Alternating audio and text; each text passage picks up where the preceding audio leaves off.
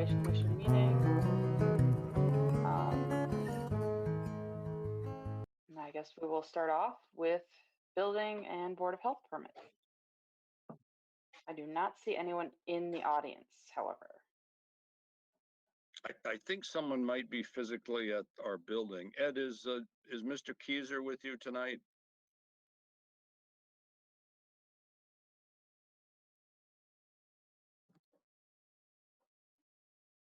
I think Mr. John Keyser is supposed to go to the Carnegie building. And I think one other applicant may. Bill, this is Ed. I'm here I keep losing you guys on the internet. I'm here at the old library. Okay. Can you hear me? Yeah. Okay, I got you now. Ed. Are you going through their Wi-Fi or are you going through your own Verizon? My own, I believe it's my own. Okay. So I have Alan Katowitz here and John Keyser and Sherry Keyser and Mr.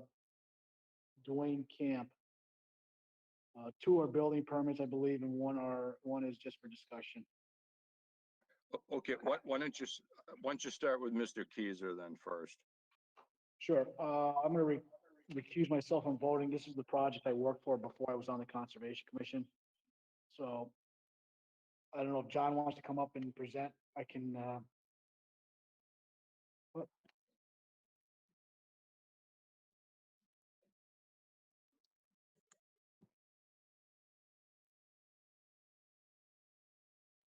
Hi, sure. You want? Sure. So you guys are applying for a building permit for a house on something. Okay. Bill, are you familiar with this property? That's the one off of near the solar panels just installed. And Yeah, I think we did a certificate of compliance with the driveway. Yeah. And the telephone poles, that's correct. Wetland on the left is Yeah. way far away. We're talking good 225 feet. And the wetland on the right side of the driveway, it stops at the second telephone pole, and we got 4 telephone poles coming in. Right, but that was already permitted under a notice of intent, I believe. Right, yeah. So the house is still over 150 feet away Sure. on the river side. Do you have a sketch of what you want to do? Sketch For the building, or was this on the original plan that you filed, the building Yeah. location? Yeah. So Bill, if you remember that, I don't know if anybody, I think Bill, you were here on the commission at the time. I think that's the only person that was on the commission that was when it was. I think Amanda may have been on the commission. Just a couple of questions, Ed. I think John had filed for several permits in the last 15 years with us. The last of which was for the driveway, some telephone poles. It involved a wetland crossing and I think a 1,200 plus or minus square foot replication.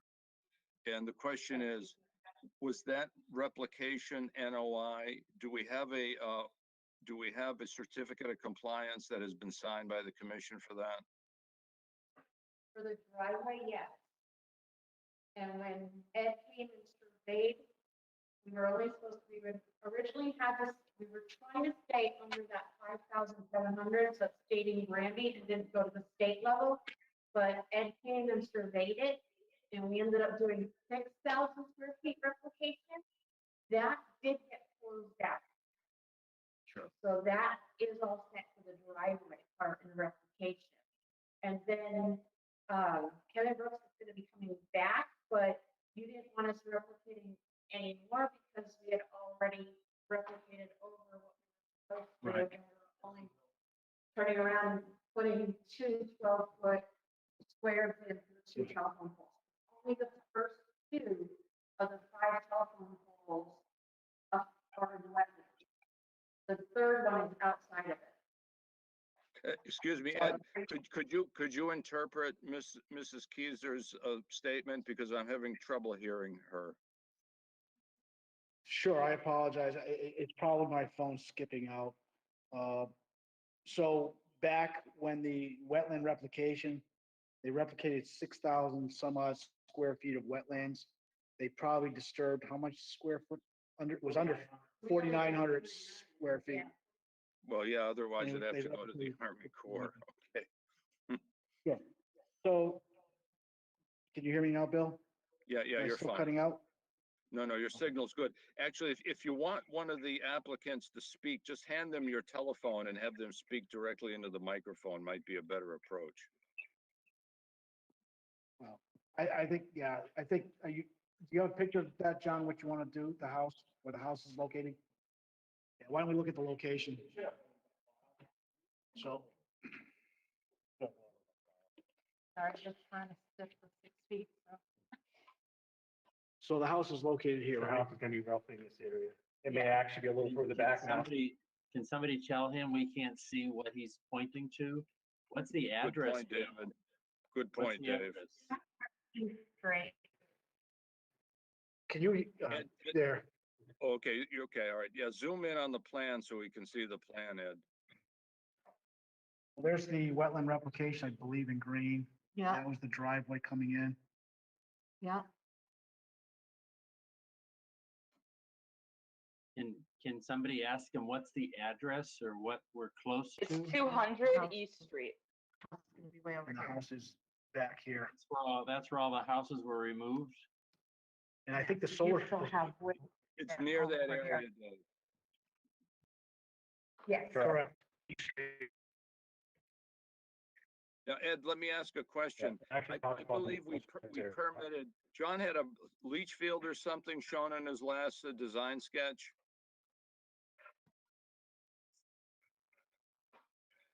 Yeah. Yeah, So here's the dumb question. If you've already got an NOI for this project, why are you coming back to us?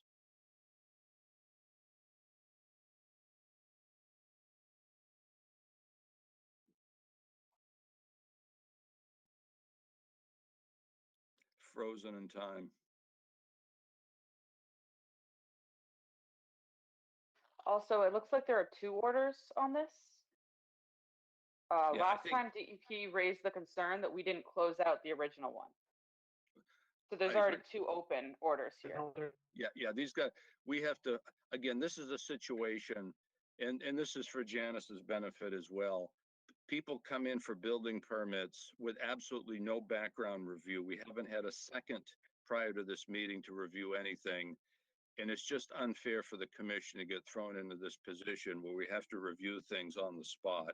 Again, we bring Janice on board, she can do the background work and have everything in order before we come to meeting, but I think this is somewhat fruitless. I don't know what you guys think. Well, it's unfair to the applicant as well, Bill. I agree. Kev, any thoughts on this? no. We're not in view. That's, but this is not fine. So what, Amanda- this is Janice. I was just wondering, so what was the answer to Bill's question about why they're coming back now if they already have 2 orders? That's a good point, Janice. I was just wondering because I don't know the background. Yeah, I don't, again, this is Well, something I haven't, Bill- we haven't reviewed in years. Bill, the applicants coming in, or most people are coming in for a building permit. The building permit has a checklist of all the departments that need to sign off on this between DPW, Fire Department, Board of Health, Conservation Commission. I think there's a historical commission on there or something like that. So you've got a checklist of people that need to sign off on this permit. And So the so question is, that's why, Ed, is John's house going to be located precisely where it is on this plan set? It's real close. If not further away from the wetlands. Yeah. Ed, have you staked the house? Is the house staked in the field? Yes. no, well, that was a long time. Yeah. All right. It's the only place it can go is on top of the plateau. There's a Yeah. flat spot, and you could push the house further, closer to the north, but you would have a walkout basement at that point, it looks like, and. Yeah. So it really depends how they grade it, but Okay. the house really Dave, has to be generally in that location. Dave, Amanda, any comments from you guys? No, I not, think this go ahead, Amanda. This definitely requires further review. We have past permits on this property, which means there's jurisdictional area that we need to be reviewing. There's potentially open orders that may or may not have been completed per the order of conditions that was set forth. And until we've confirmed all of that and have a full idea of what's happening there, we really can't make any sort of approval. I have the proof that it was closed out for the driveway. You have the Only thing- certificate of compliance? Correct. Yeah, I think that was a while back, according to the date on the plan, 2019, October. That was when it was permitted for the NOI. It was Yeah. well before that, The though. second being a while back. NOI. No, there's two NOIs. That's the thing. That- DEP even commented on the last one. That, the last NOI was just for the telephone poles, which there's only two, so that's only the 12 by 12 inch area in two spots. Ed, is that the certificate of compliance in front of you? No, it's an order of conditions. Order of conditions, and then there's a request for certificate of compliance that was, date on this, Yeah, that was in 2018. 2019, yeah. Is it signed by the commission? No, it's a request, It's so a it wouldn't be signed by us. Request. Oh, okay, so I guess that's what Amanda says. We got to do a site visit pursuant to the COC sign off. So while we're out there, we'll review the work that John's going to propose moving forward. We can kill two birds with one stone then. They filled it out and they gave us the, Yeah, so they had checked it out for. So what you can do, Fine. if you can have the house and the ancillary building staked in the field, when we go do the COC site visit, we'll just look at the staking in the field and make sure it comports with the design drawing. Okay, and also, just so you But, guys are aware, yeah, so I just looked up on the registry of deeds. So it turns out there was an order issued in 2010. It was then closed in 2019 prior to the issuance of the next order, which was not closed. Or at least it was not recorded. Oh, So I have two orders, one certificate of compliance. So that means there's still an open order. What all are right, the we got to file- get these, file we got to numbers? get these orders closed out then. Amanda, do you have the file numbers on that, Yeah. just so we keep that straight? Yep, it is 1650335 and 1650293. Thank you. I think 293 is the one that we closed because DEP had made comments asking us to confirm that the original replacement BBW was completed. Then the new one is for some minor BBW alterations and replacements. Right. That one has not been closed. Amanda, what was the other one? You said 293 and what was the other one? 335. Thank you. 335. Are those on EDEP? I just went and checked the registry It should Okay. be, I would think. because the COCs are not going to be on EDEP. That's true. They actually used to have them. I don't know. It recently came off.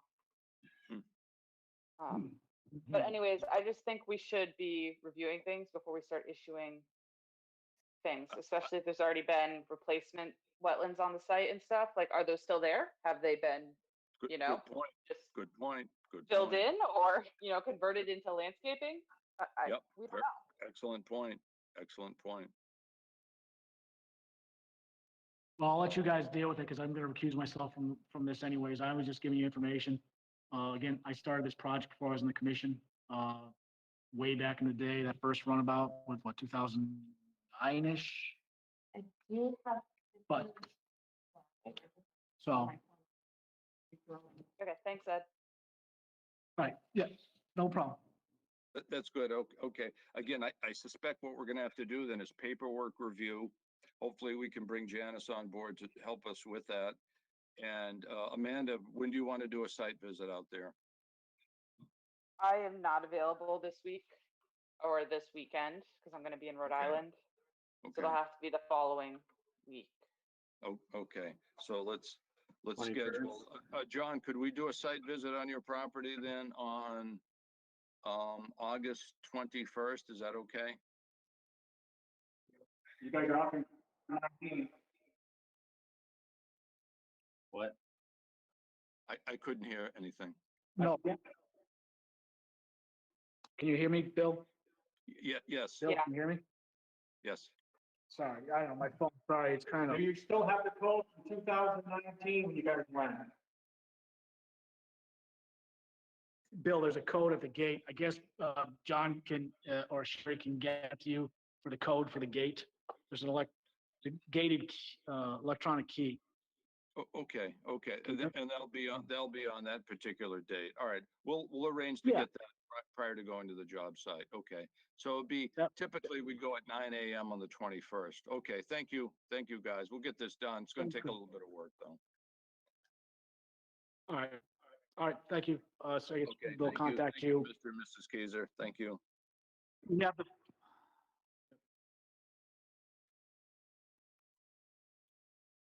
I'll just get your Okay, phone number on that. So Sherry will give us the phone number. And Kevin Brooks, it was supposed to talk to you about So, okay, sounds good. So, He's walking. oh, that's good. It's always a plus. Then the alternative, not walking. Yeah. So next up, Alan Katowitz. This is for Carver Street.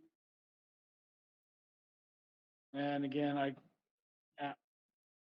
she could be in. Is Alan physically there, Ed? He is. Alan's Hi, taking a Al. building from. Hello. So I'm gonna recuse myself because Alan, I've worked with Alan probably since, I don't know, 30 years, seems, if not more.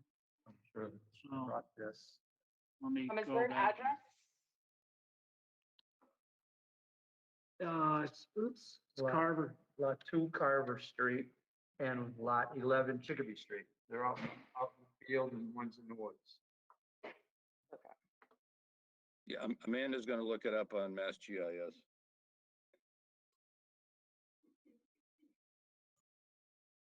So Ed, you're saying opposite, the Burke Wi-Fi Lane. net, It's that old farm field that has a couple houses on it.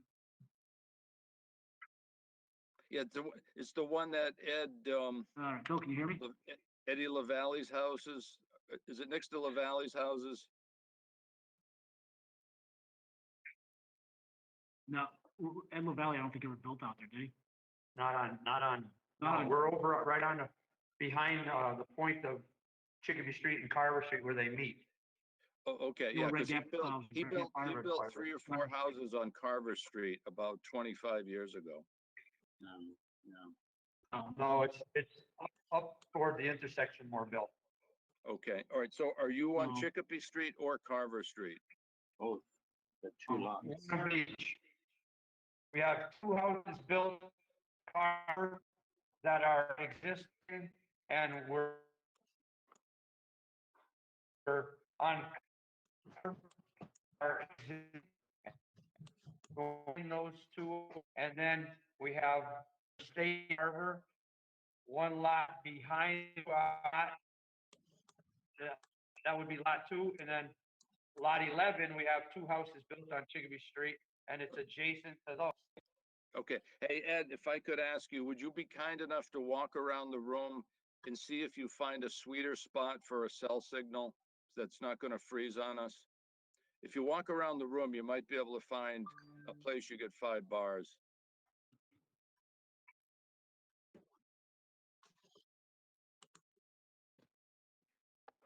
Janice, Yeah, obviously, we so- gotta get this internet thing squared away in that building. Yeah. Yeah. You- My phone isn't very good either, so it would probably be worse than Ed's. Well, you know, the funny thing is the planning board uses the same space and I think planning for some reason has no problem. So it's something we're doing incorrectly. Huh. Unless they have their own internet. Well, if it's, Can you if see that, it's a Bill? town-owned internet, we should be able to use it.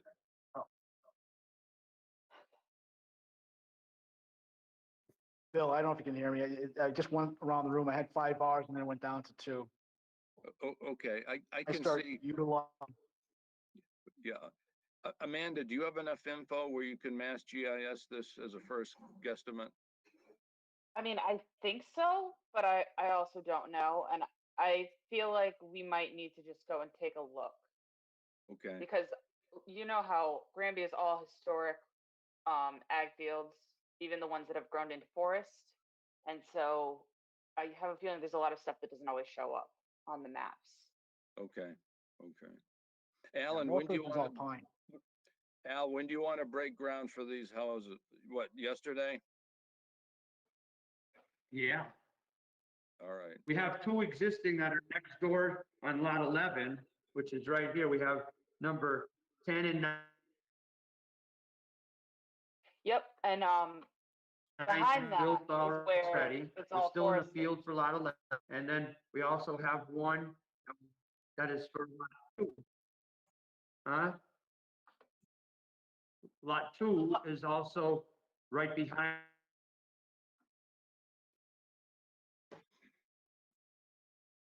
Not working. Houses that are existing as well. 2. Nope, now we lost our video. Can you hear me, Bill? I can hear you fine. Yeah. No, the I'm audio's back fine. on. Can you hear me? Yeah, oh yeah, the audio's fine. Can you Yeah. hear me? Oh, yeah. Oh, yes. Can you hear me? Were you able to hear me, Bill? No, No, Al, I could not hear you. I heard Ed though. Froze. How about, hey, is it Yeah. possible to scan that in, Ed, and just send it to us electronically? How about if you take a picture of it and just send it to us right now as an image?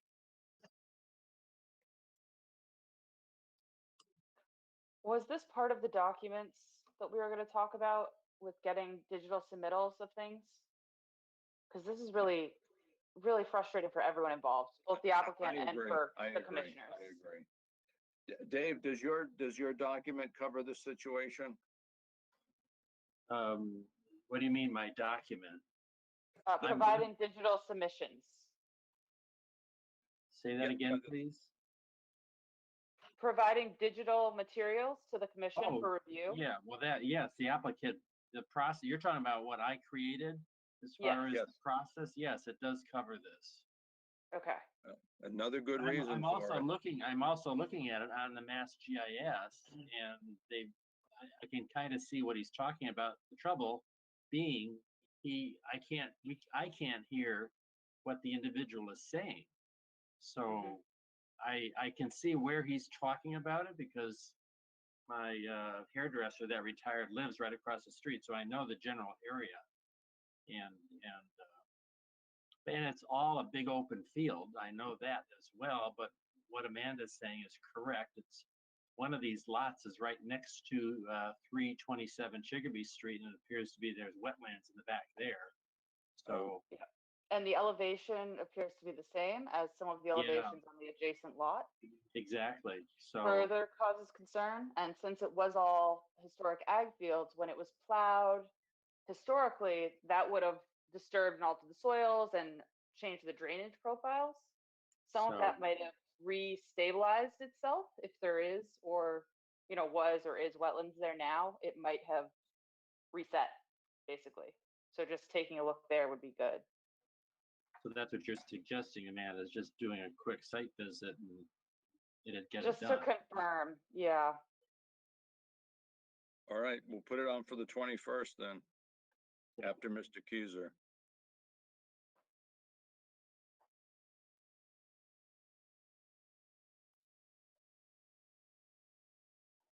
Okay, Ed? Yeah, I think we lost him. Yeah, we have to resolve this internet situation. Yeah, at the this building. is very This is impossible. absurd. This is absurd. Well, and it was like this before COVID, so it's been an ongoing issue for a long time. Yeah. We don't have time to deal with it.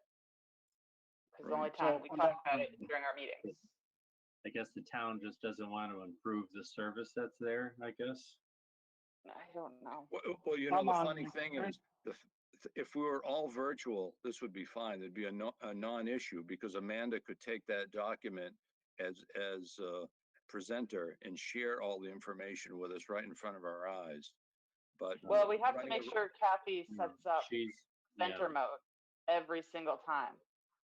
Amanda's not. the That's another presenter, issue. Kathy is, so. Amanda, Yeah. do you have privileges tonight or no? Or you don't? No, we have to get it set up every time. Right. Okay. Okay. Or have her Alright. preset it or something. I don't know. All right. So I'm back online. Can you hear me? Okay. Yes. Okay, Ed, we decided we're gonna do a site visit on the 21st after Mr. Keyser with Mr. Katowitz. Oh, thank Sure. you. I see it in my email now.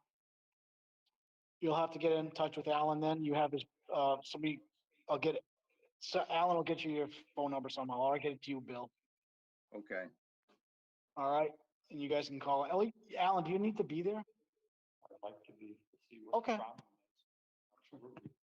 Field, other places. So, Bill, contact Alan with the time and date. Okay, can do that. Okay, I see the submittal now. I Yeah, see the I submittal. got it. Okay, let's take a look then. I got it. Okay. All right, so this is remaining land, 244,000 square feet. Is that the lot? No. All right, Lot so it's one of the others. Okay, anyway, at least we have this in hand. We can review this before we do the site visit on the 21st. So we'll see Alan and company on the 21st. Thanks, Al. Thanks, Ed. All right, thanks, guys. Oh, Amanda, okay, you have who wants Mr. who's running the Camp. meeting? We have public hearings at 7:30. You guys, Yeah, we can fit Mr. Camp in. Let's do Mr. Camp. Yeah, we don't even have any new hearings, so That's it's right. fine. We need to erase all of the ones that are on there. understood. You want Mr. Camp to come forward? Yes, please. Yes. Sure, why don't you come forward? Do the best we can with this. Hi, how are you? Good. If you can't hear, let me know. If you cut out. Okay, I'm on the other end of Chicopee. Last party, up towards 202, street from the last, the address is 31 Chicopee Street. There is a brook that I believe starts up on Barton Street in Belchertown, comes down, crosses the power line, then cuts across our meadow under Chicopee Street, and around, eventually goes under 202 and ends up in Forge Pond, I guess. The water levels have risen. Of course, it was exacerbated by all the rain we had in July, but we've had very wet property. And it's a meadow. I know there is some wet area. This is my mother's home, or at least she has a life estate. My sister and I are the owners. But she's 97 years old and she was born on the property, very familiar with it. And she knows this is a meadow where they pastured cows and everything else. And it's being ruined by the inability of the water to flow across the property and beyond. What's causing it? I don't know. I'm not a hydrologist. I'm not going on my neighbor's property. There's two ponds between Chicopee Street and 202. To the best of my knowledge, neither one is maintained. The one directly across the street has growth in it. I don't know what it is. It's just green plants that have filled this pond up. The sediment has come up to what probably was the top of the water at one point when it was built years ago. We've not had significant rain in the last couple of weeks. And in the culvert, the water is about 10 to 15 inches deep inside the culvert, which means my property is 10, 15 inches deep in water all the way across. I know when this, I tried finding out exactly when the culvert was replaced. The highway department doesn't maintain those records, but they believe it to be back in the 70s at some point. And when that was replaced, the water would come from our property, drop about 15 inches into the existing pond, and it was never a problem. So if those numbers are correct, if it was dropping about 15 inches and there's still 12 to 15 inches coming up in the culvert, the water has risen 2.5 over the course of time, which is now backing up into our property. We literally had a lake on the July storms. There was so much water. I don't think the culvert is the issue for normal water flow, but I don't know what to do. I've spent considerable money buying equipment so we can maintain that meadow. I've switched from an old 2-wheel drive tractor to a 4-wheel drive tractor so I could get through it when it gets real sluggish. I can't even do that anymore. Areas where last year with drought, we were able to mow with a lawnmower, riding lawnmowers to mow. I can't even get in there with a tractor anymore. So we're basically losing this field, and we're just trying to maintain the property in some sort of a fashion that looks presentable. Not trying Can I to ask you change. something? Absolutely. Have you been using this to produce a commodity since before the Wetland No. Protection Act? No, Okay. So just the property issue goes. here is basically Property the of. wetland was developed. It was looking at all the historic aerials of the site. It was ditched and trenched and cultivated, which helped to drain the site. Over time, it's reverting back to its state of what it wants to be, which is a wetland. And it's just kind of resetting itself. It was not a wetlands. There is a section that is wet, and my mother acknowledges that. That immediately to the right of the culvert and then going back into the meadow, and that section there, it is wet. But that was a meadow. We've had cows out there. Billy Clark used to put his cows out there and had no problem. Yes, people farm meadow. People farm wetlands. It's very common. It's Yeah. the drier areas of the wetlands where they do that.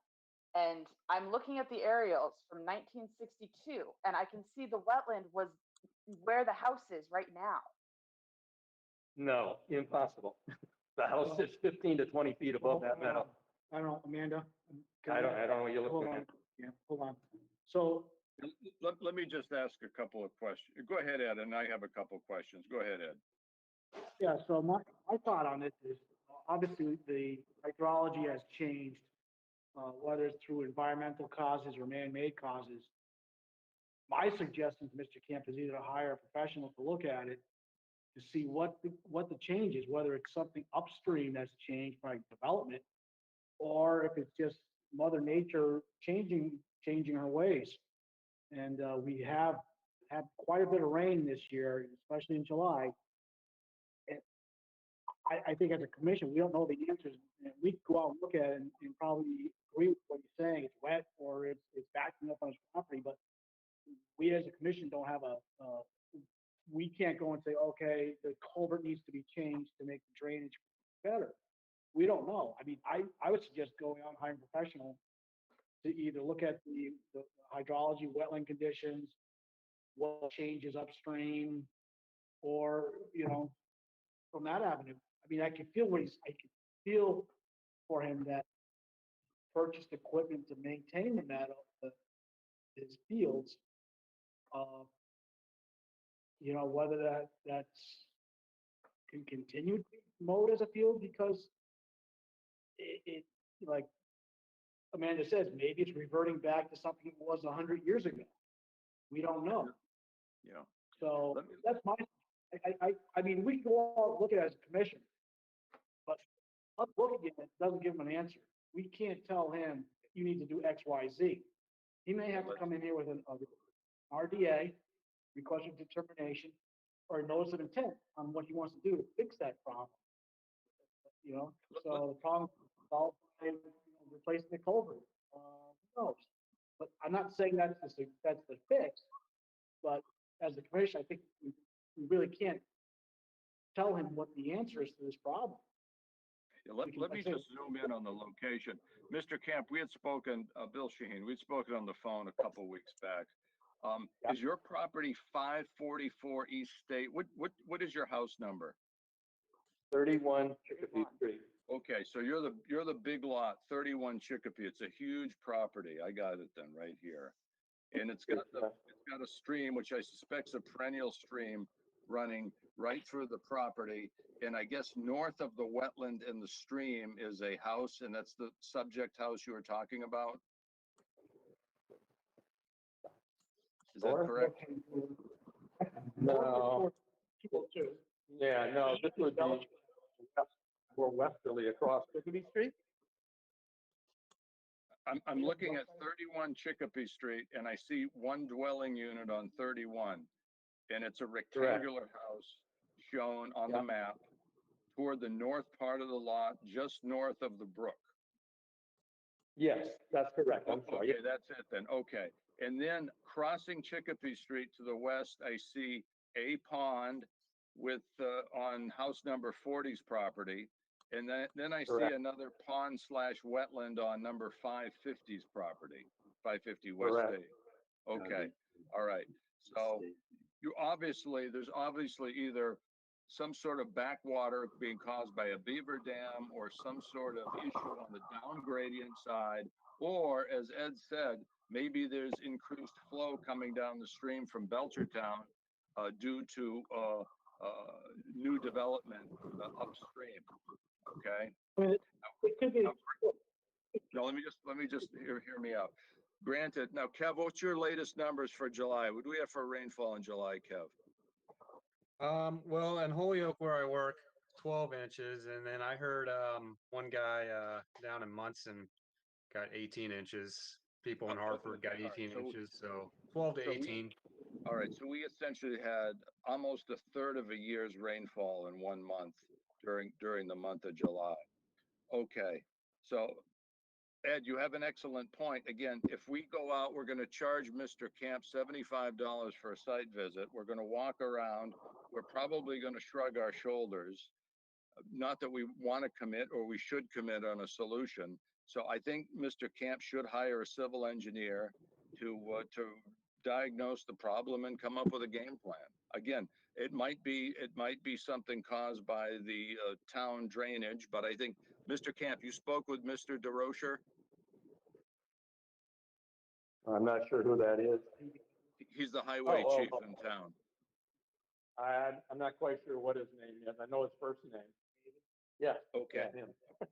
Okay. All right. So I guess we could offer to come out at some point. It probably wouldn't be in 2 weeks. It'd probably be in a month, do a site visit to walk around with you. In the meantime, I would recommend you go online, see if you can find a qualified civil engineer that works on drainage solutions and come up with a game plan, because regardless of which way you go, you're gonna have to come to the commission for a permit anyway. So I think engaging a civil engineer to work with the commission to get this permitted and solve your problem is probably the way to go. Now, if the problem is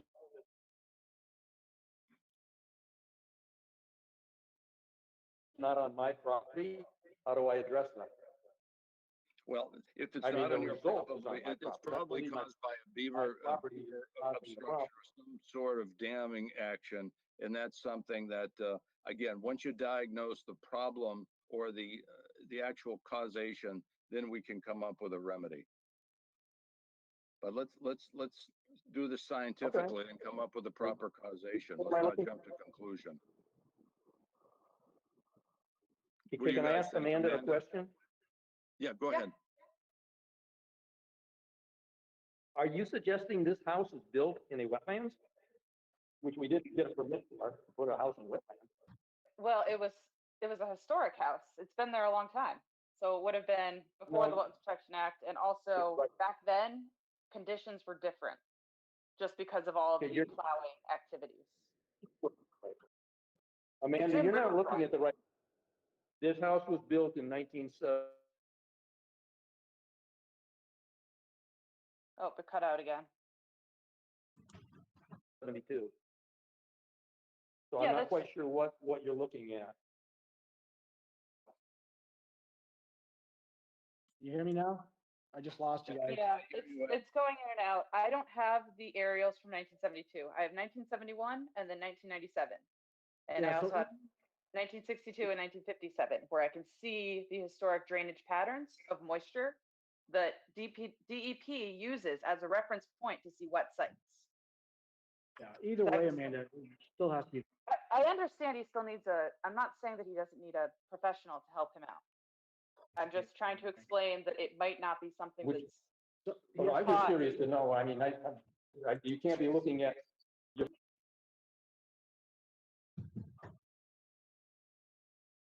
Okay, well, all right, I will Yeah, Mr. Camp, proceed. Mr. Camp will look into, what the cause and effect is, what the cause is for this property. Either by hiring a civil engineer or some type of engineer that can either look at it, analyze it, and come up with a reason why. And then you can pursue solutions from there. All right, similar situation, we came before you.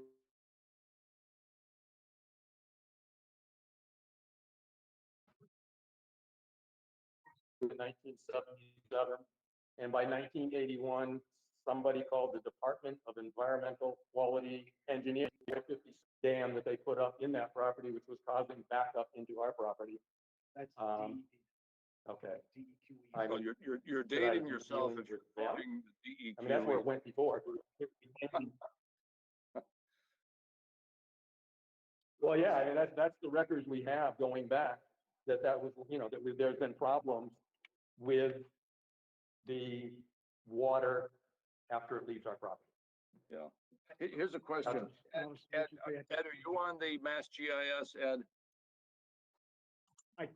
I do not want to try to go on the Mass GIS with the way Oh, the okay, yeah, all internet right, is. yeah, you don't have, all right. Here's the point is a 295 contour in the northeast portion of the property. There's another contour line. I don't know what the contour interval is, whether it's 5 feet, 10 feet, 15, or 20 feet. So the house They're usually line. 10. Okay, No, well, they're if that's 30 the- if you're looking at GIS. Oh, they're 30 feet? Are you looking at that? 3 meter or 30 feet, depending on which one you selected. Yeah, the quad sheets for the USGS Yeah. quad sheets. I'm looking at Oliver. No, I'm looking at Oliver. Oliver has contours on it. Yeah, those typically are 5 feet, Bill, from what I've found. The Oh, main okay. ones, the main ones are 10, but What are you looking at? I'll Mass send it to GIS you. has contour lines that are specifically 30 feet with labels or 3 meters with labels. No, I'm looking, I'll show you, Amanda, if you can see. Mass I don't know how GIS. this is gonna work. Mm, Oh, no, oh, you're looking at that one? Yes. Okay, I don't know which one that uses. Yeah, so I again, use the actual data files. the point is, Mr. Camp, from the water level in the stream to the foundation, to the top of the foundation on the house, what's the elevation difference at this time? Stream to the house. Oh, no, I would say 15, 20 feet, 15 Okay, feet. Okay, now, how deep, is it a dirt cellar or is it a finished concrete cellar, 8-foot cellar? Finished concrete, 8 foot, probably. Okay, do you have a sump pump running in the basement at this time? No, we've never had any water problems. Oh, I don't think the house is the issue. The No. house is good. No, He's just worried about the backwater onto the property, which is saturating the land. I mean, the property is mostly gravel, really. I mean, we've had gravel taken out of there a couple of times. this is a I mean, classic there's- problem. You gotta walk the entire stream and see where the obstructions are. But you can have your civil engineer do that or another environmental professional do that, but that's what I would recommend. Have them go in there. You Okay. gotta find out where you're obstructing the flow. Or where the flow is being obstructed. Right, Yeah. that's right. Now I'm obstructing the flow. It might be set at that culvert elevation crossing Chicopee Street. That might be your limiting elevation, possibly. But again, hire your civil engineer to Yeah. run some analysis. Okay, Okay, anyway, okay. nice to Mr. talk to you. Camp's all Hopefully we set from can this work end. with Sorry, you. All right, thank you very much. But thanks I for appreciate checking it. in this evening. Okay, Amanda. Okay. Is Alright. that all of All our? right, Bill, Mr. Camp's all set. Thank you. Thank you, sir.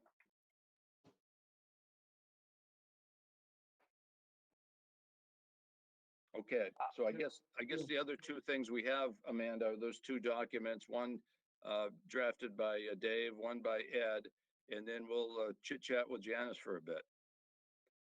Okay.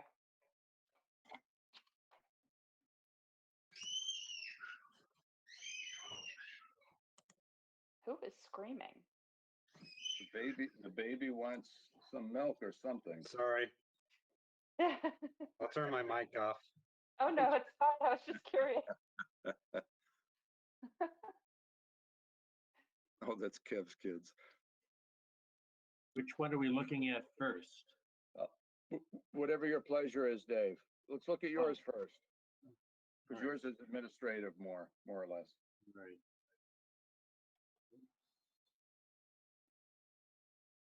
Just had it. What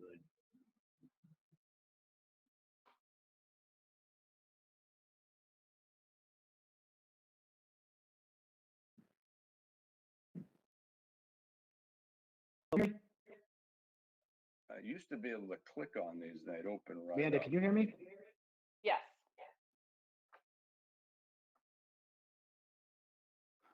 Okay, Amanda, can you hear me? Yes. yep. Yeah, I can hear you too, Ed. My internet keeps going. It's really spotty here. Everybody's gone. I'm gonna recuse myself and head home. If you guys are still on by the time I get home, I'll hook onto my internet. Okay. Okay, Ed, thank you. All right. Thanks, Ed. All right. Sorry. Thanks for manning the ship at the office there. Yeah, we're all set here. Sorry, guys. Okay, thank you. Dave, So what do you you had want- sent me? Yeah, You want no, me go just ahead.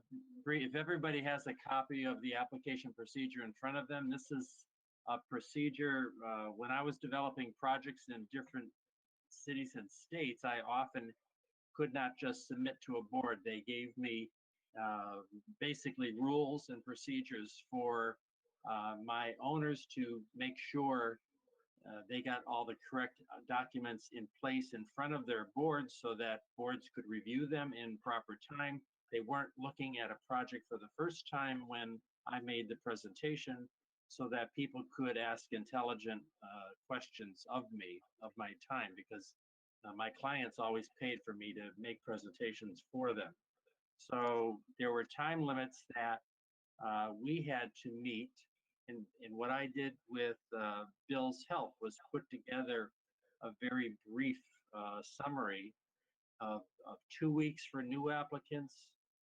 If after a meeting, after a workshop meeting or a meeting, there was follow-up work to be done, a board had, or an applicant had to get their work done so that the board had at least 1 week prior to the meeting. So we would not allow, or I never had the luxury of coming and submitting something to a board the same night of the meeting. That was just out of the question. If you got your work done and the meeting was today or 2 days from today, I was always told, well, you've got to go to the next meeting. So, and what that does, it allows the board, the commissioners on the board, that have adequate time to review the applicant information. It had time to review if there was follow-up work to be done. so that you could make a vote, you could, or at least ask all the pertinent questions when the applicant was in front of you. And it seemed to work better. So I did have a chance, Ed actually gave me some feedback, but this has been, as you can see, I prepared this in June, and here we are in August. So we've not had a chance to review or talk about this since then. And that's really what we're doing tonight. So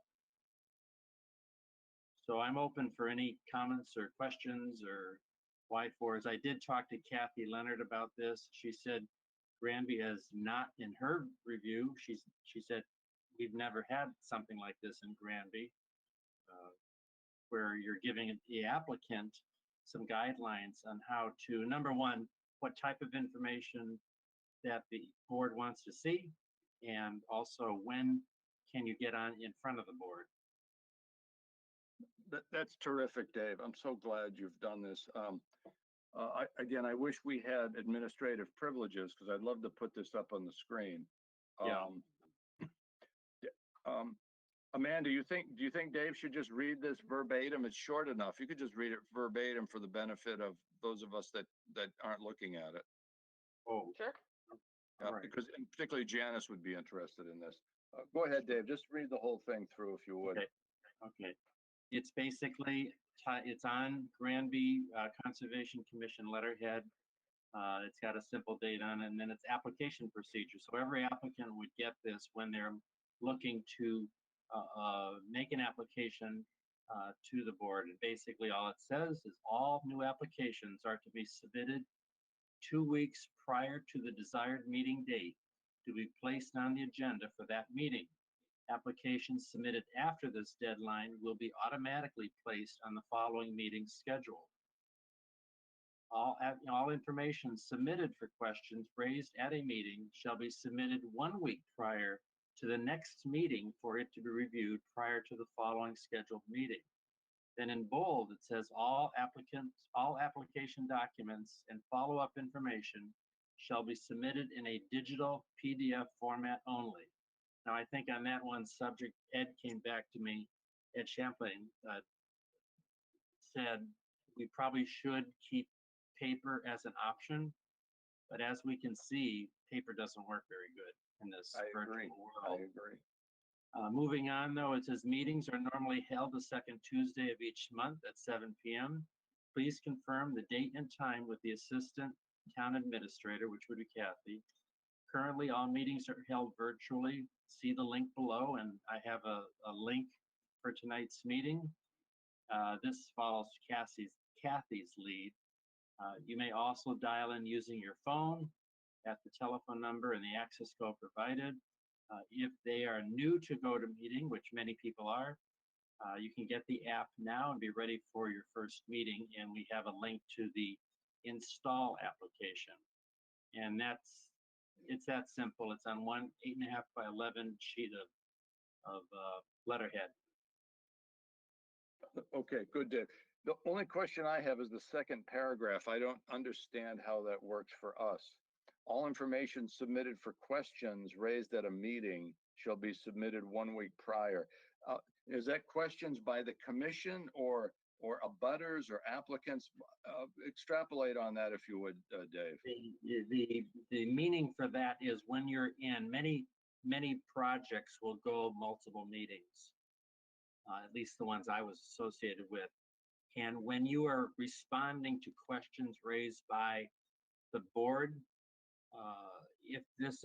it could be questions raised by an abutter, but anything raised at a public hearing that now requires the applicant to go back and address those questions, they need to get that information back to the board 1 week prior to the next meeting. Okay, so in our case, it's giving the board, it's giving the commissioners adequate time to review the response that was generated by the previous meeting. Okay, just case in point with our West Street situation. So Emily did our technical review for us, and I think Emily wanted the information actually more than 1 week before the following meeting, because if we get the info 1 week prior, we have to submit it to Emily for technical review, or Janice, if we bring Janice on board, hopefully. Right. I don't think that's sufficient time. Amanda, any thought? No, I think it is. I think it changes when there's peer review involved, but I do believe that a 1 week prior to our meeting to give us, anything we ask for is typically sufficient time. Last time we had this back and forth sort of thing with peer reviewers, which made it more confusing. And I feel like that would be adjusted on a needs basis because we'd already be dealing with another person involved. It's also a project that we should be familiar with, Bill, and it's just specific questions. So Yeah. problem, so we'll say the like, problem give us you a raise- free inventory or something. You raise a very good point, Bill, that showed itself at the West Street project review. And that is the applicant was very quick to put the money into the town's hand for Emily to do her work. And something happened on our side that even though the applicant was very responsive, the town dropped the ball. And we didn't get, you even said it at the meeting, you didn't have an opportunity, or you couldn't tell Emily to do her work because the check hadn't cleared, or I don't know what happened there. But this also holds the town or our commission responsible to be responsive to an applicant, especially one that's, pushing, which the particular client we're talking about here, the applicant, was doing. So, and I don't know what the outcome or what all that was about, but this is something we've got to be sensitive that it's not only showing what the applicant needs to do, it's also holding our feet to the fire that we have to be responsive as well. That makes good sense, Dave. That's point well taken. Point well taken. Kevin, any thoughts on this protocol?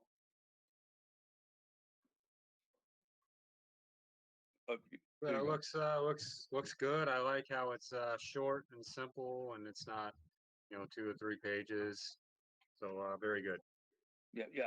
I think Dave and I both recognize, and I'm sure Janice does too, you've got to do things on 1 page. Try to keep it to 1 page, because if it's more than 1 page, people aren't going to read it. Okay. All right. So again, now, do you guys want to tweak this at all? Put a caveat statement in about peer review, because someone might hold their feet to the fire in the second paragraph in the event we hire Emily or another peer reviewer. So I'll leave it up to you guys to massage this as necessary. Okay. Dave? I have no further comments. I understand where you're going, Bill. We just need to get the language correct. Okay. All right. Okay. So should we bring this then? We'll put this on the agenda for next meeting and approve this as part of our submittal procedures then in September, I guess. Yeah, it would be the September meeting. My only comment to add, and this would be on Ed's behalf, and I'd be interested, Amanda, what you're finding in your day job, if you will, out in Framingham. Ed suggested to me that we shouldn't just be asking for a digital PDF format, but we should also be allowing someone to submit a paper format. What do you feel about that? If they're going to be submitting a paper format only, we're going to have to make sure that we have sufficient staff to make sure that it's scanned in and legible enough for us to read, and that we have it in time for the hearing. That's right. It has Previously, to be, that's been Kathy, and very complicated, and we don't have a big scanner, so any like full-size plans we can't scan.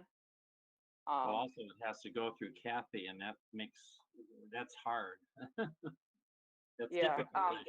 Again, one thing we have to think about is we're enforcing a state law. Our job is to administer the Wetlands Protection Act, which is a state regulation. This isn't just like, we kind of do what we want sort of thing. So we have to make sure that all of the standards are being met and all of the requirements. This material has to be going to DEP as well. And it's a real legal sort of situation. So we have to make sure that we do everything properly. We can't just let people cut corners because things are getting missed. And I Like think the we had more a good, we simplify it. we had a good example tonight with 200 East Street, which was a paper presentation. And Yeah. until I saw the image Ed was able to project, I didn't know where we were talking, because I know that area, they took down a ton of houses to put that Mhm. solar field in, and Right, but this, right. this property is behind the solar field, so, Right, but you can't see that unless you can look at a map. right. Mhm. So the bottom line is, paper submittals will have to be digitized for the benefit of the commission and anyone watching virtually, because again, then we can project that image. Again, assuming Amanda or Janice would have administrative privileges, we could put that plan set right on the screen. Janice, would you be able to, have you ever done this in your other projects, digitize stuff? Yeah, if we had a printer that, you know, allowed you to scan. Again, it didn't do anything larger than maybe 11 by 14. But Okay. if you have that kind of copier in town somehow, the town hall or something. All of Okay, well, our offices are in different buildings. Yeah. And who knows which department might have one. DPW might have something, but Uh-huh. then it's going to be a bunch of coordination with them to get access. Okay. And it's hard enough to get access to our own building and records. Yeah, we have to go to the police station and send out a key so Oh, that we can good. access our files. Yes. Oh, I used to have to do that in one of my jobs. Yes. Oh, really? Yeah. Okay. Yeah. South Hadley Yeah. for a while. I had to do that. Oh, my Yeah. goodness. Oh, Um, my. so yeah, so now Bill, you had said something about that there was a pretty good copier. I thought maybe it was in Carnegie. Yes, So yeah, it's a beautiful laser. It's an HP laser jet. It's a newer model. It works fine. Our computer situation at Carnegie isn't the best, Mhm. but if you're willing to use your own computer, Uh-huh. I'm sure we can get a driver to drive that printer to work. It's a nice printer. And it might scan, you think, if it's a nice printer, it I don't probably think scans? it's a printer only. It's not a Oh, scan. Okay. But again, we've got money in the budget to buy that sort of stuff. I think we ought to Yeah. just buy our own scanner at this I point. did donate a printer scanner, Oh, Well, I but did it too. doesn't do large. It only does basic letter size, yeah. Yeah. fairly certain. I guess the question I had for the group was, should we keep the language that we're asking all applicants for a digital PDF format only? Based on everything we're talking about, the difficulty we as the commission have for digitizing something, put that onus on the applicant and say, if you're going to submit something to the Granby Conservation Commission, it needs to be in a PDF format. I agree, Dave, because again, we don't have the time to mess around with digitizing things. You're absolutely correct. If someone wants to bring in a paper copy, let them go to Staples and Yeah. digitize it. Yeah, yeah. Right? For $5, they get it digitized at Staples. That's my feeling, Yeah. but, Good point. I agree then 100% with that language. okay. Yeah, And that's I a was going valid to observation. I was going to propose adding for the all information for follow-up questions and stuff be submitted 1 week prior unless otherwise discussed at the previous Okay. meeting or something like that, so that if things are more complicated with a peer review, we can negotiate the best solution for everyone. Good point. Sure. Good That's point. a good point, Amanda. Just Very kind of good. so that people have a standard understanding of what's expected of them, and then we still have our caveat. Okay, well done. Okay, well, I think with that change, we can close this one out and again, we'll put this on the docket for September for voting, and hopefully we can bring this protocol aboard. Great. All right, so Okay. let's turn to our next one, Amanda, which is the one that Ed wrote up. Granby Conservation Commission monuments and markers for boundaries of wetland no disturb zones. So does everybody have that? Yeah, that's a 2-pager. Yeah, oh, it's okay.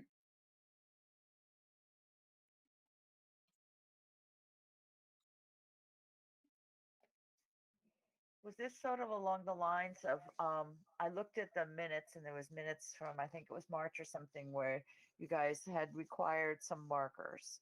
And I guess it was like the rebar or whatever, couple feet in the ground and 1 foot above painted neon orange, that sort of stuff. Is that what it was? Mhm, mhm. Okay, Yeah, that one was kind of more loosely done because the permit Mhm. had been sold to an unknowing party after Ah. it was permitted with those permanent bounds being put in place.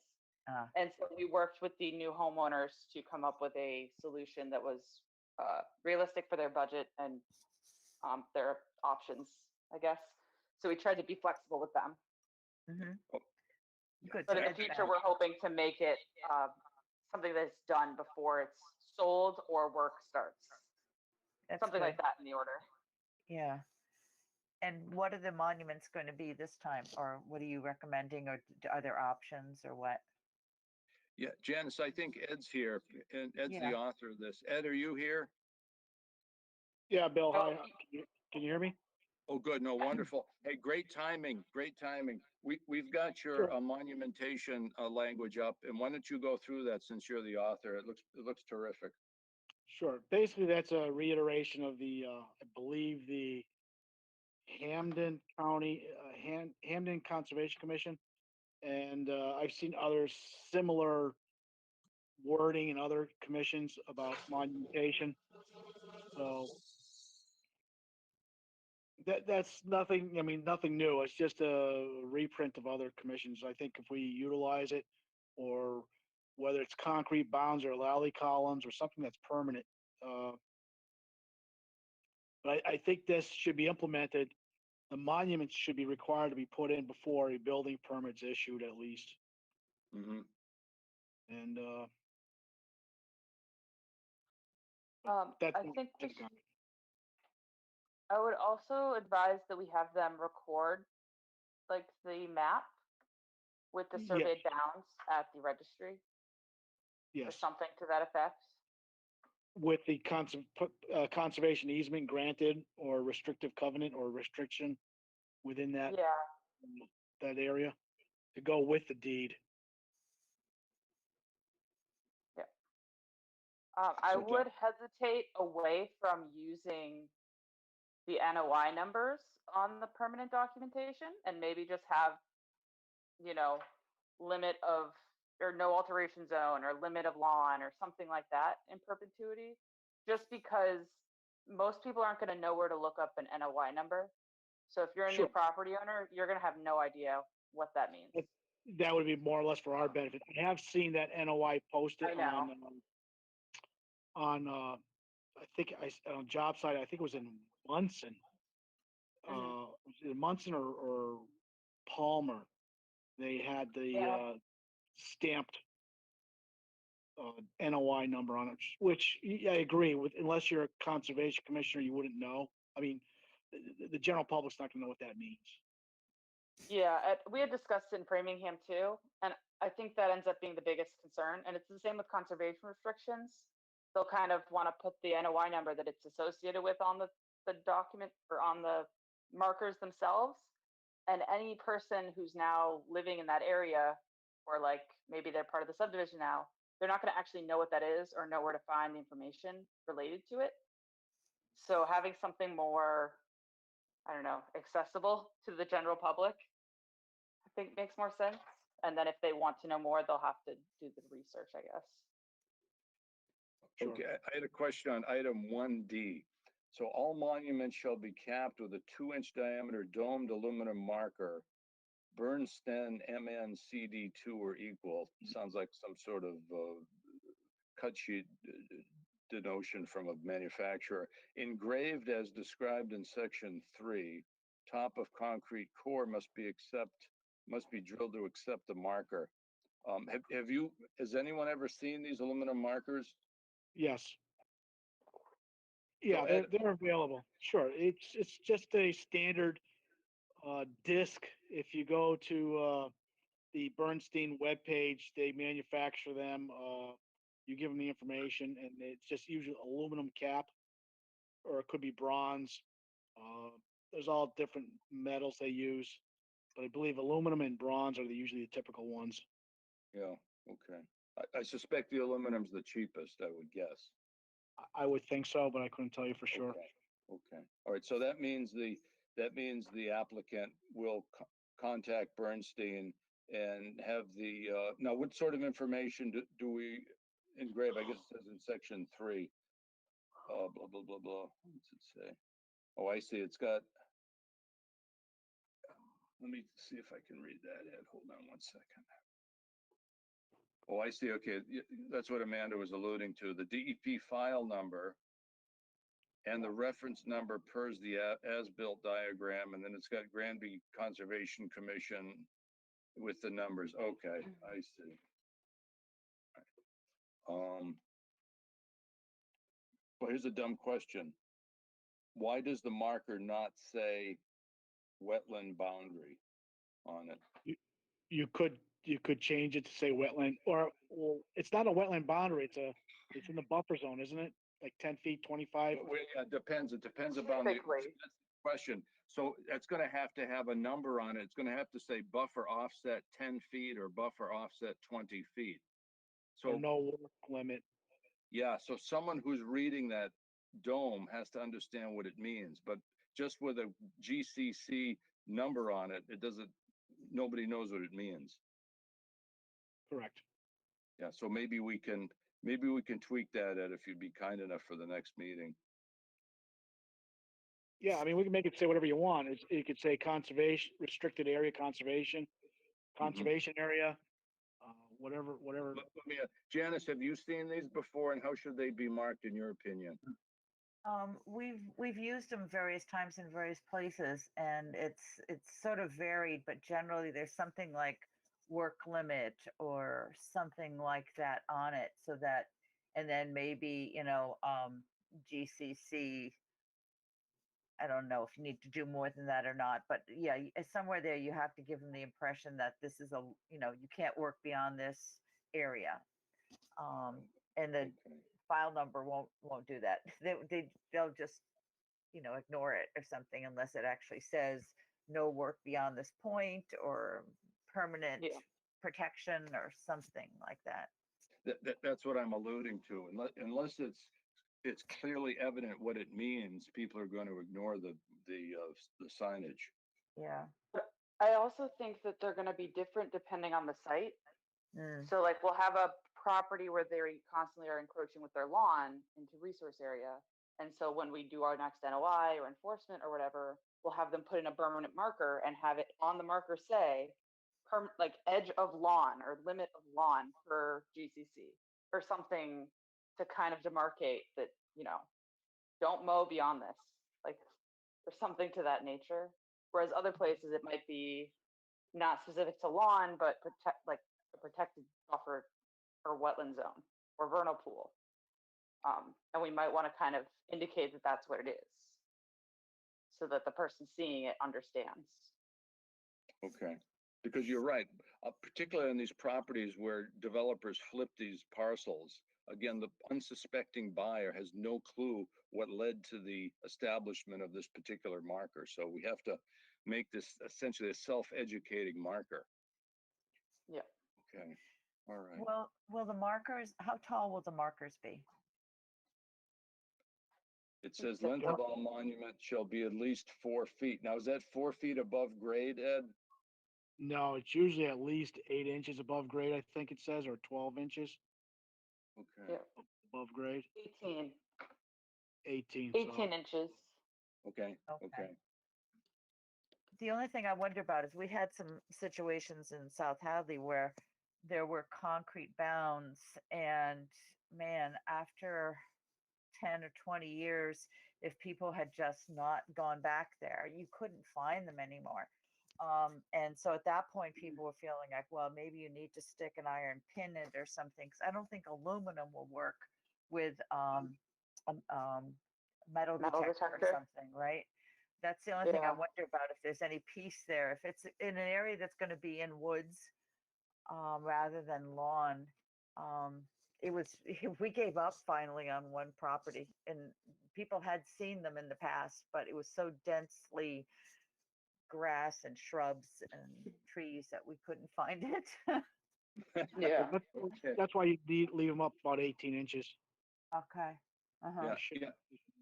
Yeah, in your 1B ad, you call for a piece of 3/8 rebar. So again, if you have a metal detector, you should be able to pick that should up. find it. Okay, Correct. good. Good, very good, excellent. Okay, so I guess with some tweaking of the dome language, we'll put this on the agenda for September if you guys think it's appropriate. Amanda, Kev, So, Yeah. Sure, that's fine. I do. Dave? Okay. Yes, I okay, do. guys. Excellent. Well, good. I'm moving in the right direction. I'm so glad that we're providing some guidance documents because we are so in need of organization on this commission. It's not even funny at this point. Okay, thank you. Well, Janice, that's where you come in. So, Janice, tell us about yourself and we'll chit chat and hopefully we can bring you aboard soon as possible. So the floor is yours. Oh, great.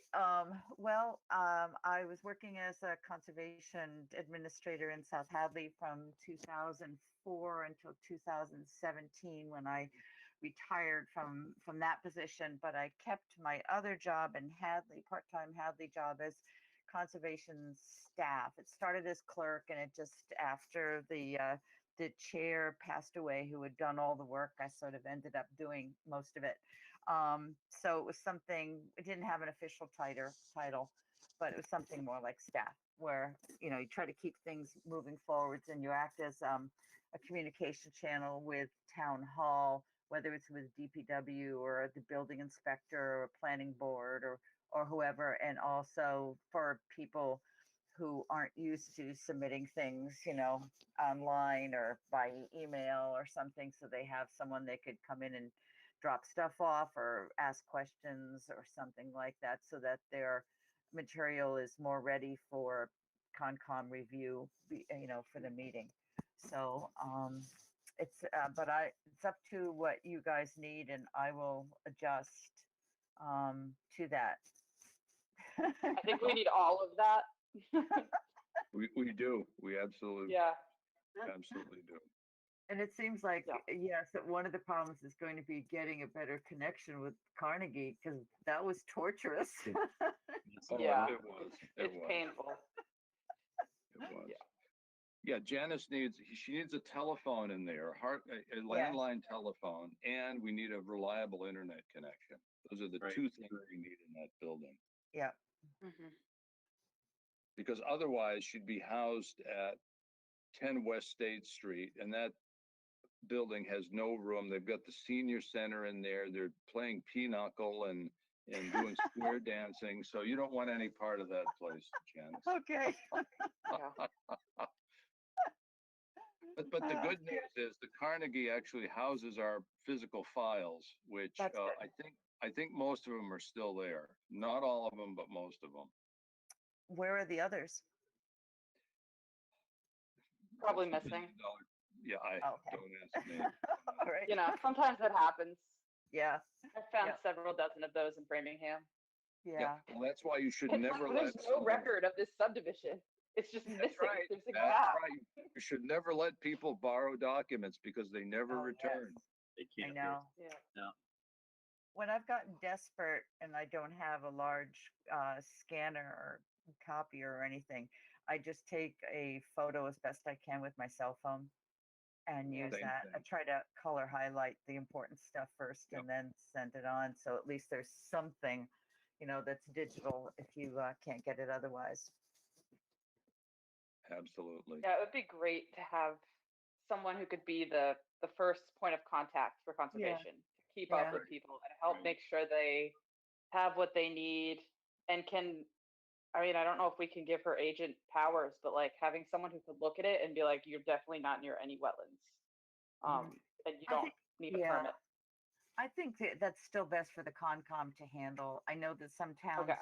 do that, but I've always felt a little funny about, it's not in the wetland regs that the agent can make some decisions. And I know sometimes it's like for tree work and things like that, you know, if you have a policy that if it's just one tree and it's, you know, no more than 50 feet from the wetland edge or something, the agent can decide or something. But I think that we'll start with the procedural stuff you guys are working on and then slowly increase as you feel comfortable and as situations come up for it.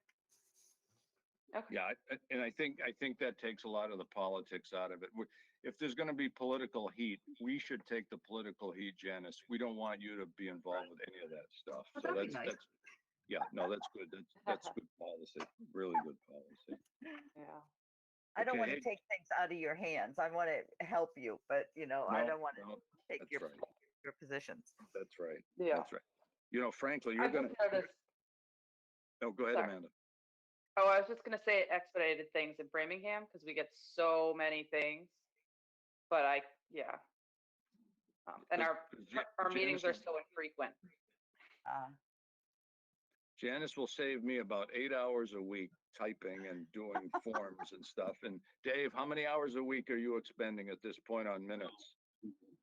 A lot, unfortunately. I'm not that good of a minute taker, but I'll tell you, the YouTube has become very handy for me to go back and re-listen to the meeting.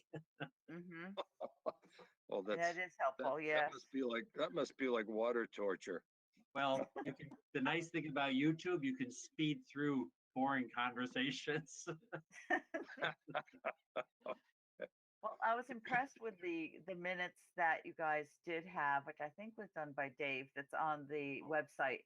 Again, I think it was like from March.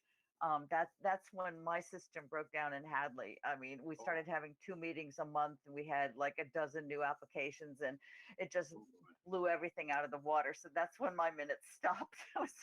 But they're all recorded, you know. But that's it. But you know that you like sort of just summarize things. I'm used to doing a little more heftier summary, still not verbatim or anything like that, but more of the discussions and decisions on there. But I'll adjust to whatever, you know, is best for you guys.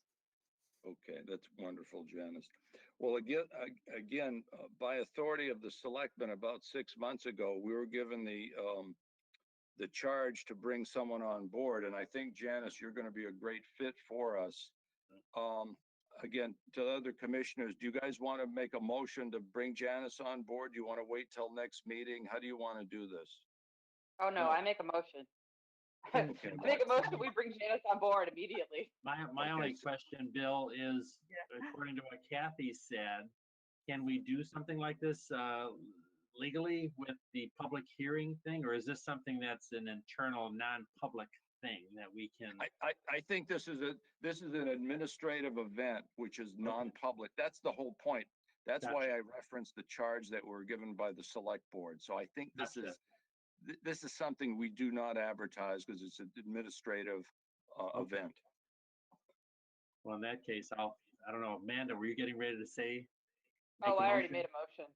Yeah. Okay, well, I will second the motion. I'm very impressed, Janice, with your resume, so I'll definitely second Amanda's motion to bring you on board. Wonderful, wonderful. Ed, Kevin, any commentary? No, I'm all set. No, we really need the help, and this is great. Good, wonderful, wonderful. Ed, any comments? No comments on my side. Okay, Janice will Amanda, get it fine. bring it to a vote, please. Any further discussion? When can you start? I don't know. Once you get the paperwork together. Okay. I vote in favor. Okay. All right. All in favor? Aye. Aye. So I guess Also- Janice is going to have to go see Kathy Okay. and do her 1090, her W4 1099. or W9, I guess, the W9 for a 1099. Okay. So I'll send Kathy an email to this effect, and our town usually takes a while to do administrative stuff like this. So the sooner we start, the better. But I'm so happy, Janice, to have you help us. Sure. It's just amazing. Thank you so much. So, and where is Kathy located? Is she with the town clerk? She's the No, she's administrative actually- assistant, and she's in the Council on Aging building on the second floor. Oh, okay. Okay. which is 10B West State Street, right on the South Hadley line. Yeah, Okay. Yep. Okay. Wonderful. there's Yeah, signs as up on the Amanda would- second floor. Should I, I wanted should to- I call her or email her or she will get in touch Bill. with me? Bill will do that, right? Bill? Okay. Yeah, I'll set up Okay. the logistics and I'll copy you on it, Janice. Okay. But as Amanda was saying earlier, our town is disjointed. We have 4 or 5 buildings that serve as town halls, No. and they're all about 2 or 3 miles from one another. Mm-hmm. So, I Okay. think they're all like on long 202, kind of. right, right. That's helpful. You're right. Yeah. I Okay. did want to say, I don't think we need to vote for those documents because having an administrative procedure isn't really something you vote on. I think it's more internal, something that staff might even just, dictate and just to make sure that everything is getting in and processing. Because there is already a process for filing for timelines and deadlines and stuff. So us adding the 1 week deadline isn't really a big deal. I don't think that's actually something that has to be voted on. I don't know what Kathy's talking about. Yeah, I just brought that up, Amanda, because Kathy mentioned it to me. It wasn't on the agenda, but basically, Bill, what you just said, this is an internal thing working with Janice Stone. So how is, an application procedure, how is that different? That's still an internal. I think that's somewhat different because that affects the public at large. Oh, Whereas hiring Janice does not affect the public at large. Janice is an extension of the commission. gotcha. Okay. Yeah, and I think politically it would be smart to just put these 2 items on the agenda, namely the monumentation and the Yeah. application protocol, and we'll vote on those officially in September. That would be Okay. terrific. Wonderful. All right. So I guess, Amanda, you want to do the other administrative duty things? Oh, yeah, I guess we have those. Uh, well, did you want me to go through all the appointments that need to be cleared, or should I just skip all Sure. Yeah, no, let's go through those. that? Okay, so we have the Bachelor Street lot that we permitted in NOI last year. That is complete or is under construction. They'll be getting in touch with us once they've staked some things out so we can come and talk to them more about clearing. The NOI for 165-0340 filed by Nathan Booton for the proposed driveway culvert with regards to property located on Century Street and known as map 8A10 in the town of Granby.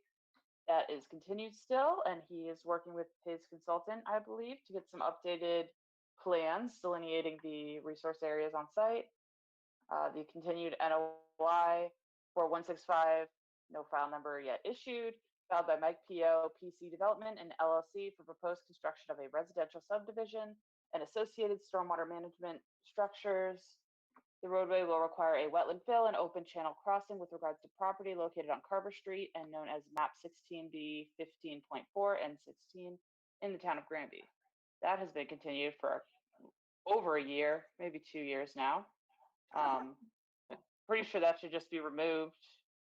And then this number 4, PC Development, this is kind of an addendum to that as part of the 401 permit and past compliance with an original NOI with that filling and stuff and a discussion with DEP.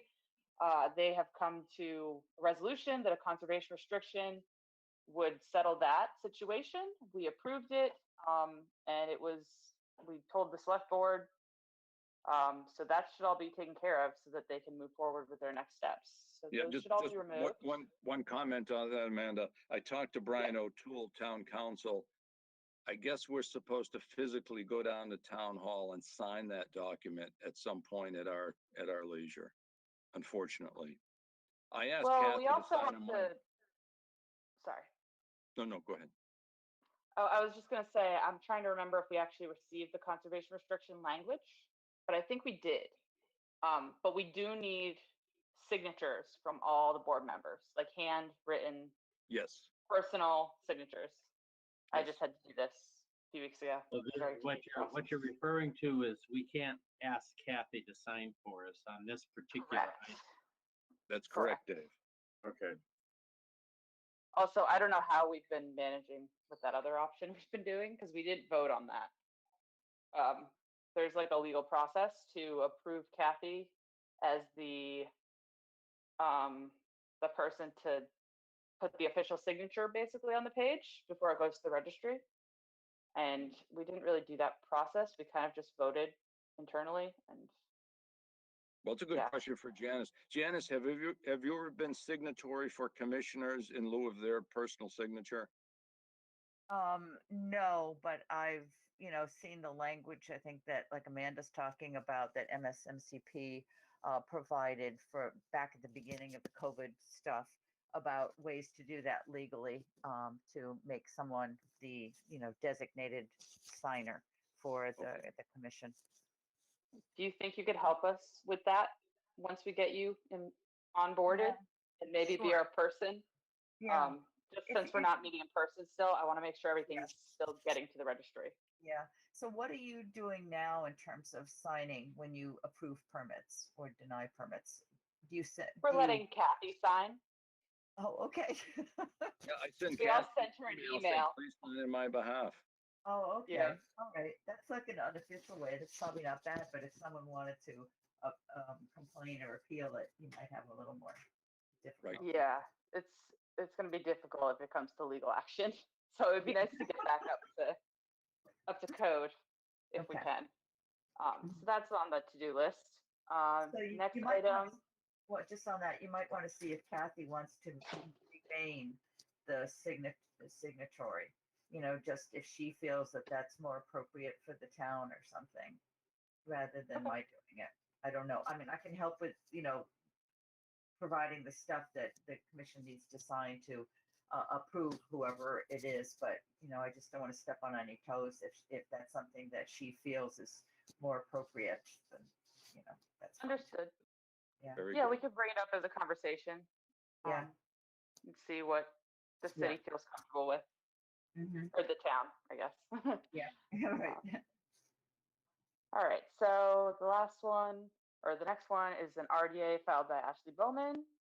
She never showed up, and this has been continued for over a year again, so it should just be taken off the agenda. I don't know what happened with that. And then the last item, which somehow jumps from 4 to 10, is to approve and sign the gravel pit renewals, and I believe we are up to 2020, 21, 22, I hope? Or are We we should be, 2021? Yeah, I No, think our 21, backlog 22. has been, we've extinguished the backlog, thank goodness. So we're Okay, current. so we're caught up to essentially now. current on that. Yep. So we have a bunch of gravel permits that we need to have taken care of. But I think Kathy knows more about all the ones we have and where that documentation is better than we do. So she'd probably be a good point of contact for once Janice is all set up to Okay. organize that. Because we'll have to set up site visits and go out. But I remember I spent the day trying to get a hold of one guy, and Kathy kept giving me different phone numbers, and then she ended up giving me his like wife or girlfriend's number or something, and it was all very confusing. And I'm like, I don't really feel comfortable calling someone else's cell phone to Yeah. do a site visit. Yeah. So yeah, So you have that many for gravel permits? What? I didn't realize there was that much of that in town. Well, we have three gravel pits in Granby. Okay. yeah. Is it 3 operations or 3 pits? I think there might be 4 that we sign. Yeah, I think 2 Naraki of them has, are the same person. yes, correct. Oh, there's 4 pits and 3 companies. Yeah, we have Orland, we have Andrik, and we have Naraki. Naraki has 2 or I think 3 locations. Okay. And so we have to check out the different sites and sign off on all of them. Oh, okay. So yeah, and again, we can't even keep track of how many there are. So that's how organized we are. But we're caught up. So Okay, good. we're current. That's great. Yeah. All right. So the next item, commentary. Do we have any commentary today?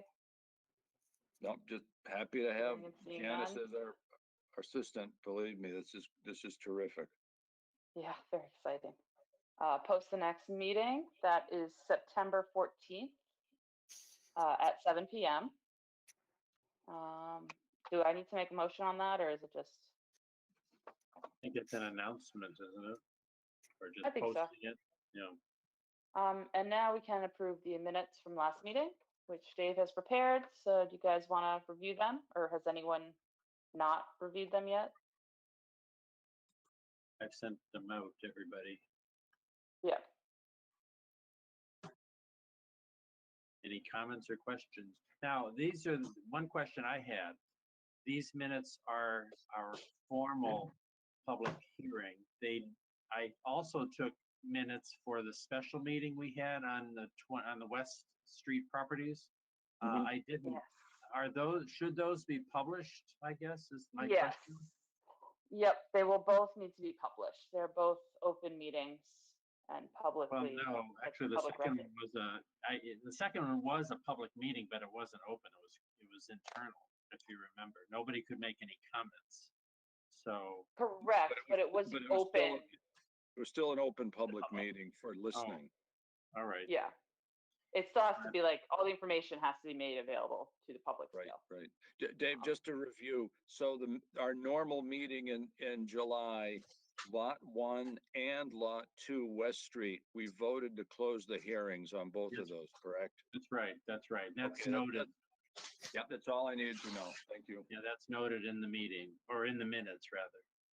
Yeah, just for Janice's benefit, Janice, the 21-day rule bit us on that one, so we had to schedule a supplemental meeting to meet our 21-day window. Mhm. Okay. And that one will probably be coming back to us at some point. Right. I suspect We're they're gonna. assuming there'll be an appeal. Yeah, Yeah. they're going. I suspect what's going to happen. I was thinking about this quite a bit. They're going to appeal. DEP may simply issue a superseding order and say, no, you guys are good to go. Start your construction project. That might happen. Oh, I'm At which thinking- point it'll just be sold off, and then, That's right. buyer Right. beware. Right. I think what's likely to happen is they're going to say, we denied based on lack of information. So DEP is going to say, well, applicant, you now have the opportunity to provide the information Well- within a new NOI. So they're going to have to file a brand new NOI and start from Bill. scratch, which is fine. Should we, this is Ed, should we be talking about this? It's really not on the agenda. Well, it's in the minutes. It's in the It's in the minutes. minutes, but Yeah. No, again, this is just general commentary. yeah, I hear your commentary. Yeah, Okay. no, I hear you. So again, it's in DEP's hands now. That's the point. It's nothing that we can change at this point in time. Correct. Anyway, that's the latest. Thanks. I guess I think the minutes look good. I make a motion to approve the minutes as written. Second, Any further discussion? All right, all in favor? Aye. very All good. right. Next item, bills to pay. Ed, are you in the office still? Negative, I'm at my house. Okay, great. So Hence we're the- gonna say that we Hence have the nothing. Better reception. Gotcha. I know you had mentioned it, but you kept talking, so I thought maybe you just stayed. So I guess we can't do financial account updates or bills to pay, so we'll skim over those until next time. Outreach education plan of the week. Oh, I did have Okay. plan. Actually, Janice, just talk briefly about your fern endeavors in Vermont with your husband a couple of weeks ago. Well, my husband with a couple other people founded Pioneer Valley Fern Society. And so we have, during the summer, we have fern walks sort of every other week, sometimes once a month, sometimes twice a month, sometimes a little more. And then sometimes we just go off on our own exploring, looking for rare ferns and stuff with someone else who knows possible site, and we go there and try to find it. I do things on the Pioneer Valley Fern Society website where like I focus on one fern and give a little background with a photo and explain how to tell it apart from other ones. So I assume that's sort of what you were talking about, Bill, or what? Oh, yeah, well, I'm thinking we're gonna be picking your brain on this every Uh-huh. month for the next couple of years, so. Be Okay. prepared. So Thank you. what do you do with the plant of the week? I looked on like your website. I didn't see anything there. What? Normally, if Yeah, we stumble across someone in the field or anywhere that's of interest, we either bring it into when we're meeting in person, we'd bring the plant in, or we'd have an NRCS cut sheet of the plant, or we Oh, discuss okay. it, and it was great fun. It's always good fun. Oh, okay. one time I played the Think Blue video for stormwater. Uh-huh. Oh, So that's nice. kind of just trying to add a little stuff to inform the public who might be listening in. Oh, that's nice. Yeah. Yeah.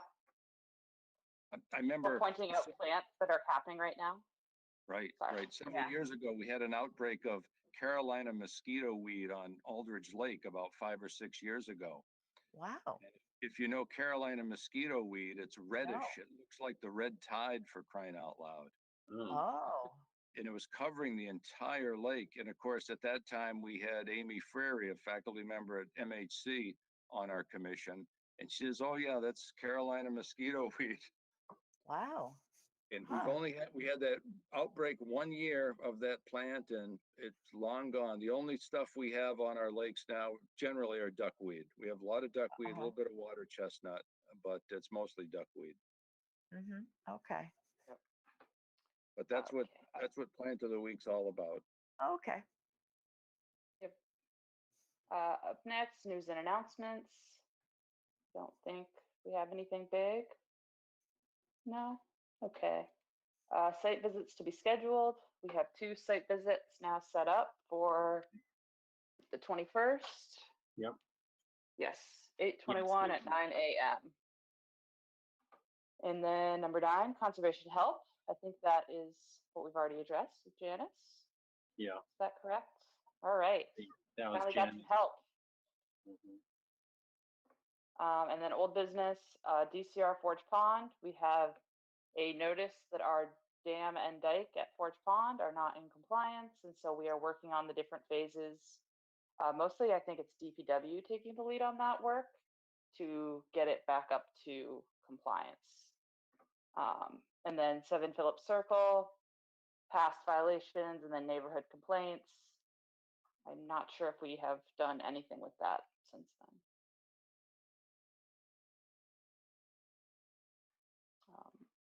Anything else from anyone? I think that Yeah, might be it. Bill, remember I called you today about trying to get on the agenda last minute, and I apologize. I know everyone probably wants to be done with the meeting. For Oh yeah, you had one for the pool. the You pool. should have spoke up earlier during the building permits. Yeah, go ahead, Kev, make your presentation. Yeah, well, it looked like we were just moving along, so I figured we'd try to get that other stuff done. But yeah, just an above ground pool in the backyard. That's, pretty simple construction project, which technically, according to the town, before you get a building permit, you have to get approval here on the commission. That's right. So What's your address, Kevin? 36 Green Meadow Lane. So if you want to look at the Mass GIS and Yeah. Yep. Okay, I see where you are.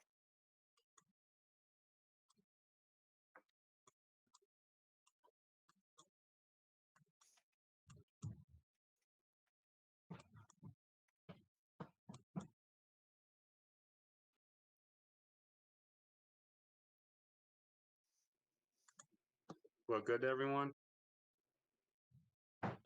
Still looking. Just double checking your distance from the stream. Probably about 300 feet at the closest distance.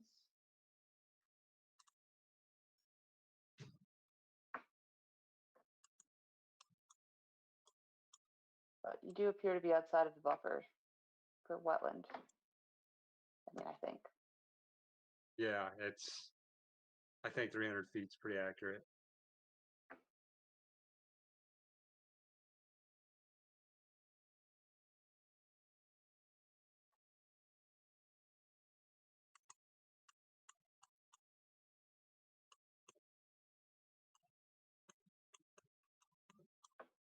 And you said it's going in the backyard? Yes.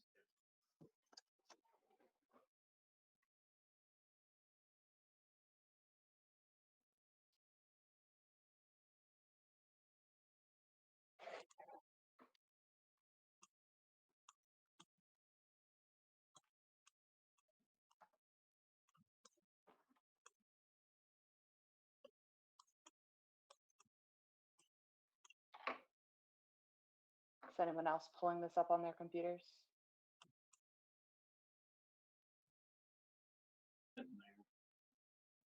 Oh, not even close.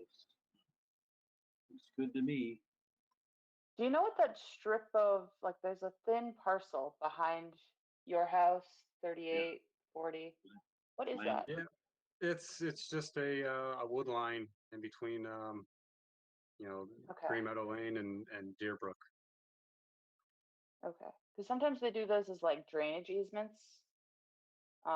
And there'll be kind of an area that's specifically graded to kind of move the water away from the development.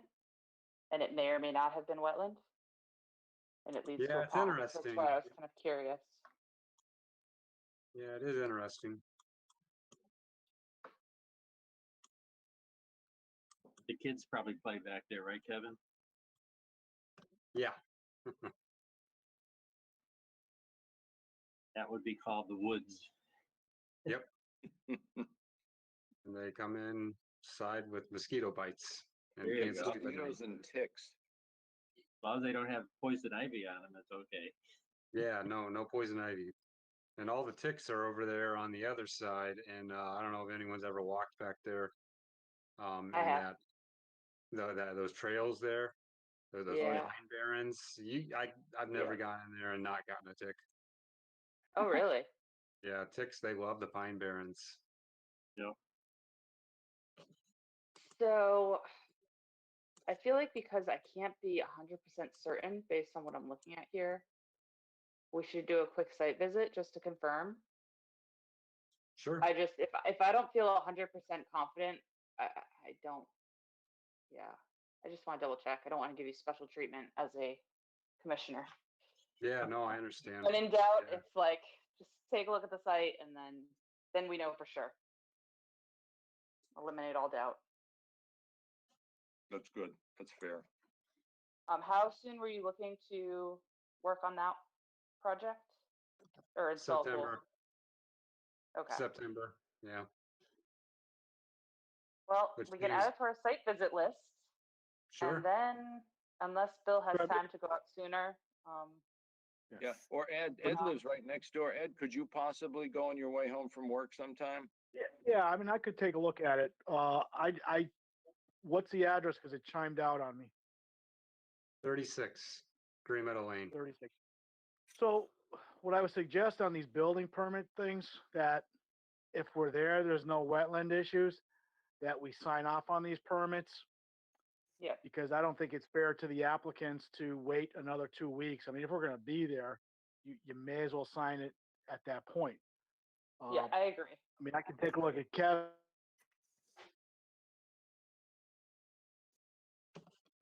You went out. Oh, lost you. We lost you, Ed. Can you hear me? Yep. Yeah, you're good now, Ed. Okay, sorry, I keep cutting out. I spoke too soon earlier. Yeah, I mean, I would suggest if I go there, look at it, and there's no wetland issues within, 100 feet or so, just initial the building permit for the pool. It's probably gonna go on grass, I'm guessing. Yep. Yes. Yeah, so, All grass back there. I mean, in the past, we've always signed permits for pools that were being built on existing lawns that are already disturbed. Mhm. That's what we used to do, so. Yeah, and again, it's just a matter of not being able to tell from the data we have available. Understood. That's the only reason for the site visit. If for some reason you went out there and it looked like there was standing water in the, in that little strip that looks weird, then it might be like, oh, well, maybe we should do an RDA and like kind of investigate this further. But if there's no issues, then it's just a building permit and we can sign off and go forward. Correct. Yeah, which I think is what it's going to be. Yeah, Due I could try to diligence. stop by sometime this week on my way home. Okay. That'd be Thank you. excellent, Dave. Thank you. Then how do you sign off on those? Is that the same thing where you email Kathy that it's okay, or what do you do? Kind of depends. They used to come to us with a building department form, and it has a line for all the different departments. Okay. We have been communicating with Briggs. Is that his name? Jeff Briggs, building inspector. Jeff Briggs. Oh, Yes, okay. the building inspector. Not Jeff. So Bill has Greg, to call him. Greg Briggs. Right. I was gonna say that didn't sound right. Yeah. Yeah. Bill gives him a call and lets him know if we had any issues or if we were able to approve it, so that he can keep things rolling on his end. Oh, okay. But originally, there was paperwork. They would come Yes. to us and we'd look at the plans in the office, and then we'd make our decision and then sign off. Yeah. It's not the ideal protocol, but it kind of works. It Mhm. works okay. Okay. Yeah. Okay. So anything further tonight? Anyone?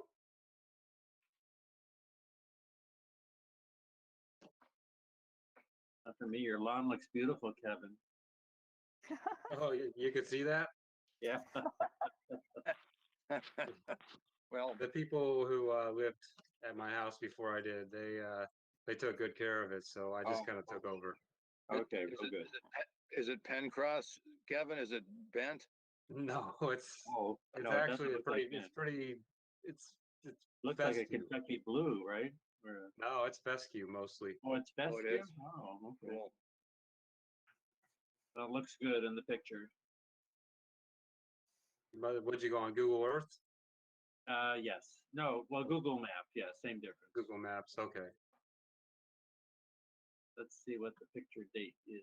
It's 29, well, 27. Yeah, 2019 is what I'm looking at. So they evidently were down your street last year or 2 years ago. Yeah, yep.